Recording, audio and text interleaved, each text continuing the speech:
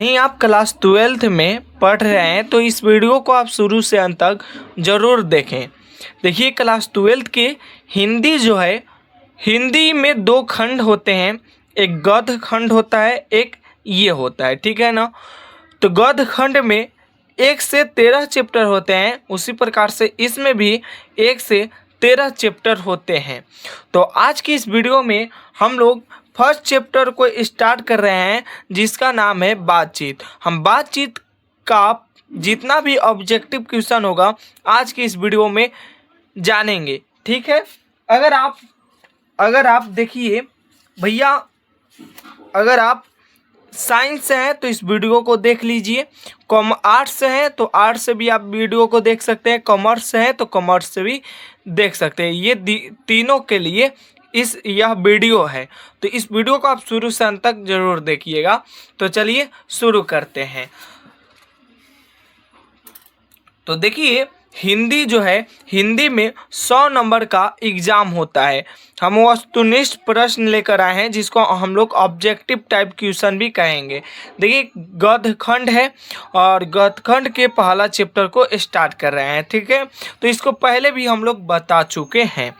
तो देखिए, कह रहे हैं कि नीचे दिए गए प्रश्नों के उत्तर के रूप में 4 विकल्प है, यानी 4 आपके पास ऑप्शन होगा। जिस प्रकार से A B C D दिया है, इसको आप विकल्प कहिएगा, हम लोग ऑप्शन भी कहते हैं।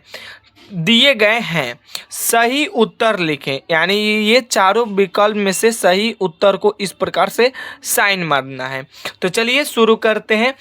तो देखिए, सबसे पहला सवाल है, बालकृष्ण भट्ट की रचना निम्न में से कौन सी है। तो आपके पास 4 विकल्प हैं।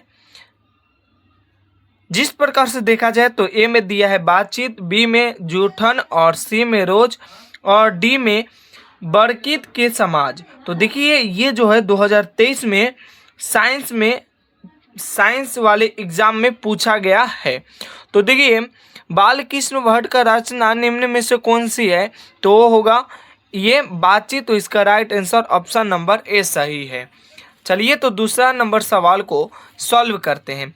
दूसरा नंबर सवाल करा है कि निम्न ये बातचीत के जरिए भाव बनकर क्या बाहर निकल जाता है। ये भी 2023 में पूछा गया है, वो भी आर्ट्स में। देखिए, तो ये जो हो गया, इसका राइट आंसर मवाद और धुआं। बातचीत के जरिए जो भाव बनकर उड़ जाता है, वो क्या होता है, भाप बनकर उड़ जाता है, वो मवाद और धुआं। देखिए, तीसरा नंबर सवाल है, बालकृष्ण भट्ट की माता का क्या नाम है। तो बालकृष्ण भट्ट की माता का नाम जो है वह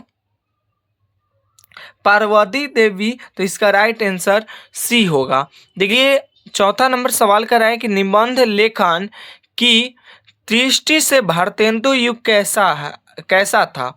तो उर्वर था। तो इसका राइट आंसर ए सही है। अब 5वां नंबर सवाल को देखते हैं। 5वां नंबर सवाल को देखिए, कह रहा है बातचीत शीर्षक निबंध के अनुसार जो कुछ मवाद या धुआं जमा रहता है वह भाप बनकर निकल पड़ता है, कैसे। तो ये कैसे पड़ता है, बातचीत के जरिए से। तो इसका right answer option number C सही है। देखिए, छठा नंबर सवाल कर रहा है कि जैसा काम वैसा परिणाम किस लेखक द्वारा रचित प्रहसन है। तो किसके द्वारा, तो इसका राइट आंसर जो होगा ऑप्शन नंबर सी होगा, बालकृष्ण भट्ट द्वारा। बालकृष्ण भट्ट के पिता का क्या नाम है। तो बालकृष्ण भट्ट का पिता का नाम बेनी प्रसाद भट्ट है। तो इसका right answer option number B सही है। देखिए, 8वां नंबर सवाल है, दमयंती स्वयंवर किस लेखक की रचना है। तो किस लेखक की, तो आप लोग जानते होंगे बालकृष्ण भट्ट है। तो इसका सी, 8वां का सी आंसर सही है। देखिए, अब 9 नंबर सवाल को देखते हैं। 9 नंबर सवाल देखिए, यहाँ पर ध्यान से, बालकृष्ण भट्ट की रचना बातचीत क्या है। तो बालकृष्ण भट्ट का रचना जो है, बालकृष्ण भट्ट का जो ये रचना है बातचीत, वह कौन सा क्या है, तो ये एक ललित निबंध है। देखिए, बालकृष्ण भट्ट 10 नंबर सवाल है, बालकृष्ण भट्ट के निबंधकार थे? तो देखिए ये इम्पोर्टेंट सवाल है। देखिए 2021 में पूछा गया है आईएएससी में यानी साइंस में, 2023 में आर्ट्स में भी पूछा गया है। तो देखिए कराए कि बालकृष्ण भट्ट किस युग के निबंधकार हैं? तो ये जो होगा भारतेंदु युग होगा, तो इसका भी आंसर सही है। 11 नंबर सवाल देखिए, मनुष्य की बातचीत का उत्तम तरीका क्या है? तो मनुष्य का बातचीत जो है उत्तम तरीका क्या है? अवाक होकर अपने से बातचीत करना। तो इसका डी आंसर सही है, अवाक होकर अपने से बातचीत करना। देखिए 12 नंबर सवाल है, संवाद में सबसे महत्वपूर्ण क्या है? तो संवाद में जो सबसे महत्वपूर्ण है वह ये होगा, तो इसका राइट आंसर सी होगा। बालकृष्ण भट्ट का जन्म हुआ था? तो बालकृष्ण भट्ट का जन्म 23 जून 1844 में हुआ था, तो इसका right answer option number B सही है। तो चलिए अब देखते हैं हम लोग 13 ये किस नंबर सवाल को, तो हम 14 नंबर सवाल को देखेंगे। ठीक है दोस्तों, तो देखिए इधर है 14 नंबर सवाल। तो देखिए 14 नंबर सवाल करा है कि संगीता स्वयंवर रचना है, किसका रचना है? तो बालकृष्ण भट्ट का है, तो इसका right answer option number A सही होगा। अब 15 नंबर सवाल को देखिए। 15 नंबर सवाल करा है कि बातचीत शीर्षक निबंध के अनुसार रस का समुद्र किनकी बातचीत में उमड़ा चला जाता है? तो इसका जो होता है वो दो हम सहेलियां की बातचीत में, तो इसका आंसर सही है। देखिए 16 नंबर सवाल है, वाद विवाद संवाद क्या है? तो वाद विवाद संवाद क्या है? तो ये आलोचनात्मक निबंधों का पुस्तक है, तो इसका आंसर सही होगा।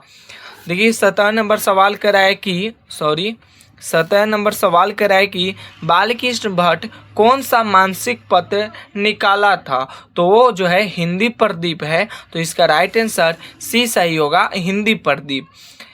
बातचीत 18 नंबर सवाल को देखिए, बातचीत किस विधा का रचना है?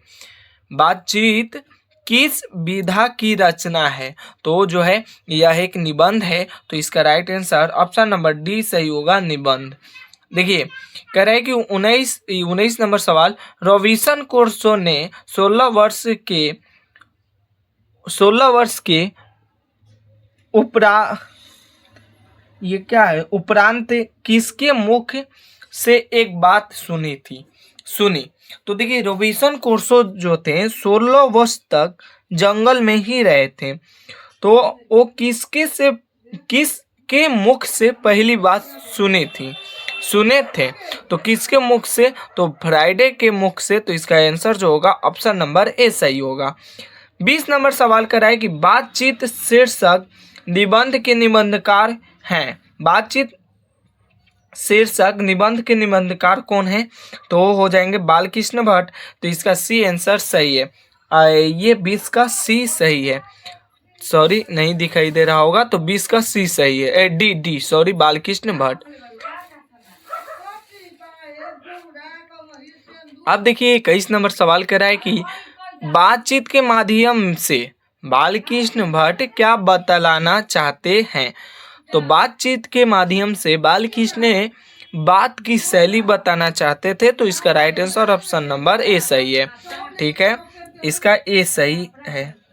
अब देखिए कह रहा है कि 22 नंबर सवाल, भट्ट जी को किसने अंग्रेजी साहित्य के एडिशन और स्टील की श्रेणी में रखा है? तो कौन रखा था? रामचंद्र शुक्ल ने, सी इसका सही है।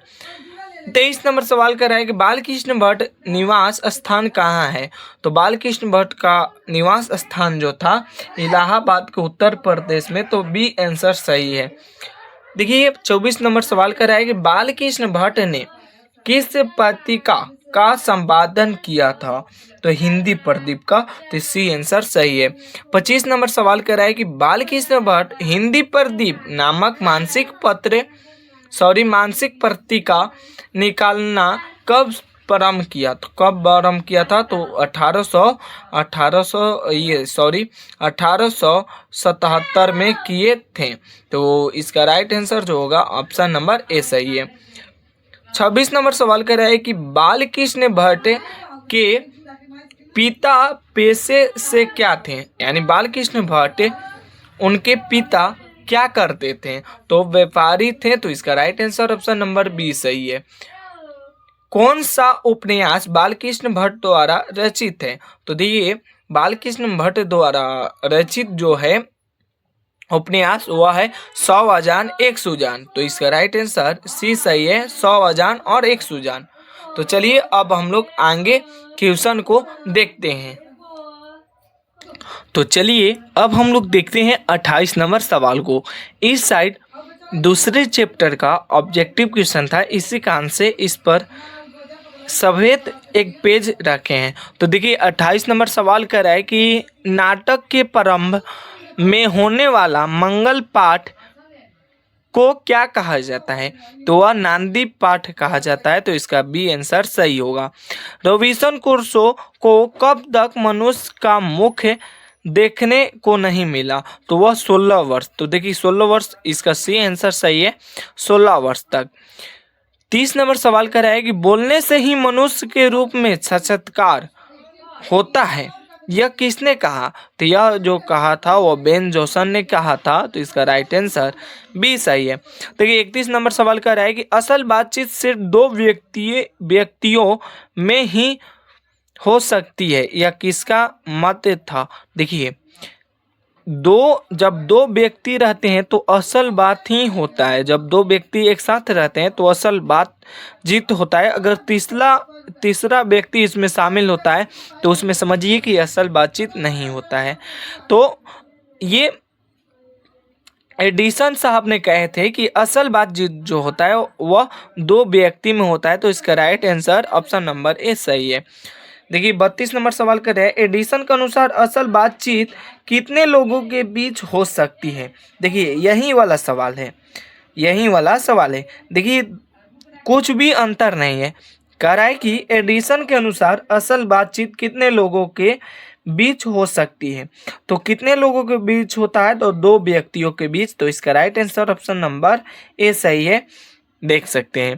देखिए 33 नंबर सवाल कर रहा है कि बातचीत से मन किस प्रकार का हो जाता है, तो बातचीत से मन जो होता है वह हल्का और स्वस्थ हो जाता है, तो हल्का हो जाता है। तो इसका right answer option number C सही है।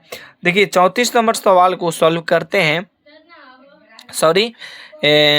अब देखते हैं 34 नंबर सवाल कह रहा है किसके न होने पर सृष्टि गूंगी प्रतीत होती है, तो वाक शक्ति का। तो बी आंसर सही है। अगर आप बातचीत चैप्टर पढ़े होंगे आसानी से तो इस तरह का ऑब्जेक्टिव क्वेश्चन आसानी से हल कर पाएंगे। तो देखिए 35 नंबर सवाल है, आर्ट्स ऑफ कन्वर्सेशन कहाँ के लोगों में सर्वाधिक प्रचलित है, तो कहाँ के लोगों में, तो यूरोप के लोगों में। तो इसका राइट आंसर से सही है। अब देखिए 36 नंबर सवाल को देखते हैं। 36 नंबर देखिए बालकृष्ण किस काल के रचनाकार हैं, बालकृष्ण किस काल के रचनाकार हैं, तो किस काल के थे, तो वो जो थे आधुनिक काल के। तो इसका देखिए आधुनिक काल, हाँ डी आंसर सही है। तो दोस्तों हम उम्मीद करते हैं कि आप लोग आसानी से ये सभी 35 सवाल को